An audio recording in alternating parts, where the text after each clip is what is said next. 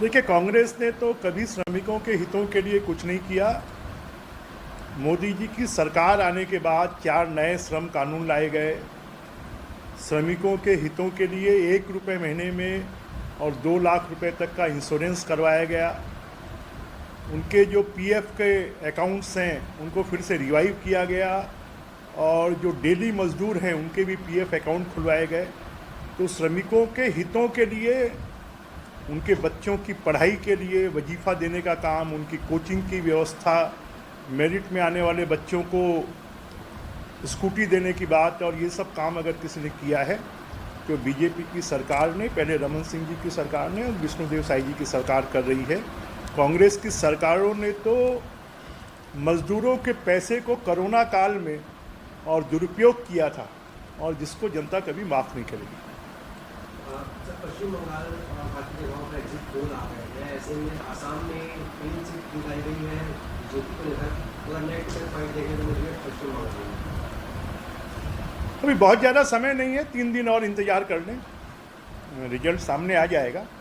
परंतु जो संभावनाएं हैं, असम में तो बीजेपी का आना तय है, और अब जो स्थितियां एग्जिट पोल में सामने आई हैं उसमें ये बात सामने आ गई है कि पश्चिम बंगाल में भी बीजेपी आ रही है।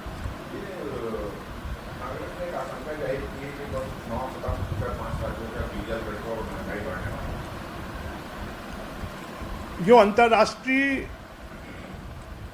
स्तर पर जो प्रभाव होने वाला है, निश्चित रूप से उसके प्रभाव को भारत को भी सहन करने के लिए तैयार रहना चाहिए। सर, पश्चिम बंगाल में बात होती है कि चुनाव खत्म होने के बाद भी 60 दिनों तक 700 से ज़्यादा कंपनियां जो हैं वो तैनात पर हैं।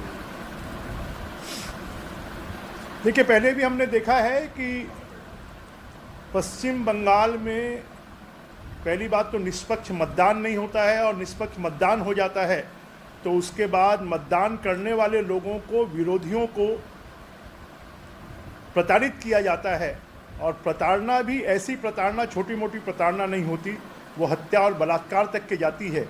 और इसलिए लोगों के मन में स्वतंत्र और निष्पक्ष चुनाव कराने के लिए, साथ में लोगों के मन से भय खत्म करने के लिए, और देश के गृह मंत्री ने इस देश में लोकतंत्र जीवित रहे और लोकतंत्र की हत्या कोई भी नहीं कर पाए, इसके लिए ये विश्वास दिलाया है कि आने वाले दिनों में 70 दिनों से ज़्यादा समय तक जो सेंट्रल फोर्सेज है वो रहेंगी, जिससे कि लोगों में भय जो व्याप्त करने की कोशिश है वो समाप्त हो। देखिए, इस प्रकार के बयान ही अपने आप में इस बात को साबित करते हैं कि किस प्रकार का आतंक ममता बनर्जी और उनके लोगों का बंगाल में है।